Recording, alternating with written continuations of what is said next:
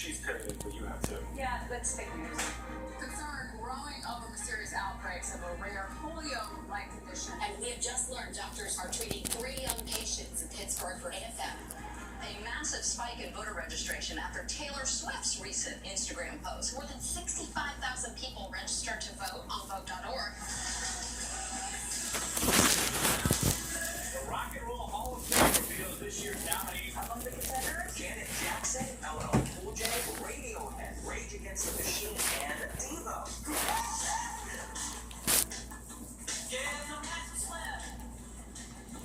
Good evening, I'm Jeff Floor in Panama City Beach, Florida Gulf Coast. This place is mostly evacuated tonight because it's about to get hit by its first major hurricane since Dennis in 2005. You see 2 red flags behind us here. That means the most dangerous conditions. Swimmers should stay out of the water. Take a look at this video shot from a drone today. Earlier, mile after mile of beaches in this resort area cleared out. Michael has now grown into a Category 3 hurricane, expected to make landfall between 2 and 4 o'clock tomorrow afternoon. It is 500 miles wide, packing winds of 120 miles an hour. The eye is out over the Gulf of Mexico, about 300 miles south of here. As it moves this way at 12 miles an hour right now, many are moving the other way. We have correspondents throughout the hurricane zone tonight, but first, we're going to begin with Lonnie Quinn, chief weathercaster at our New York station at WCBS. And Lonnie, this storm seems to be defying some expectations, just getting stronger.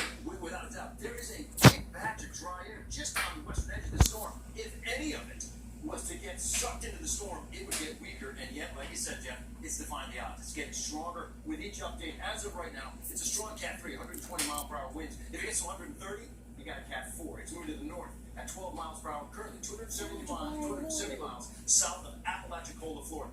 What happens from here? We believe, very confidently, landfall takes place tomorrow afternoon, maybe in the early evening hours, as a strong Cat 3 with 125 mile per hour winds. If that takes place, there are plenty of 20-year-old young people who live along the Panhandle that have never seen a storm this strong. Now, right now, in the front of everybody's mind is Florence, all the devastation it did. Look at a quick comparison. Michael is going to move much quicker than Florence. Florence crawled. This is a fast-moving storm. It's a 1-day event versus a 3 to 4-day event. As far as the winds, they're going to be much stronger. 100 to 115, maybe 125 mile per hour winds. It was 90 for Florence. Storm surge is kind of similar. This one has much less rain, maybe a foot. Florence had 3 feet or more in some spots. Jeff, this is a dangerous storm. Indeed it is, Lonnie. Thank you very much. And the air right now is just thick and heavy here. A lot of that's because of the red tide as we wait for the winds to pick up. Florida residents have been warned about Michael for days now. They have been preparing. Omar Villafranca is 45 miles southeast of us in Port St. Joe, Florida, where Michael might make landfall. Passengers on this Royal Caribbean cruise ship felt the power of Michael as the storm strengthened off the coast of Cuba this week. Stateside, ambulances in Madison, Florida are gassing up, ready to respond to the massive Category 3 hurricane churning in the Gulf. Closer to the shore, business and homeowners in the Florida Panhandle rush to fill sandbags and board up windows. Nick Gillum and his family from Kentucky aren't taking any chances and decided to cut their beach trip short. We got to spend a couple days here, but have to head home. In Cedar Key, the emergency siren warns residents to leave by 8 p.m. tonight. Hundreds of thousands of people living near the shore have been ordered to evacuate. Motorists lined up at gas stations waiting to fill up.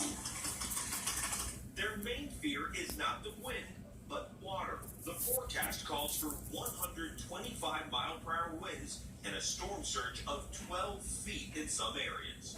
In Tallahassee, Florida, grocery store shelves were picked clean and beaches that are normally packed were eerily empty. Governor Rick Scott has repeatedly told Floridians to seek higher ground. We can rebuild your house. We cannot rebuild your life. So take this seriously. All right, so Omar again is in Port St. Joe tonight. Omar, what are people that are worried about most right now?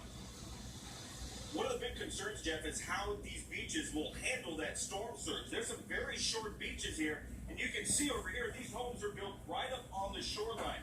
This is a very small buffer area, the last line of defense. And if there's going to be a 12-foot storm surge, these people are worried that their first floor will be swallowed up by the storms.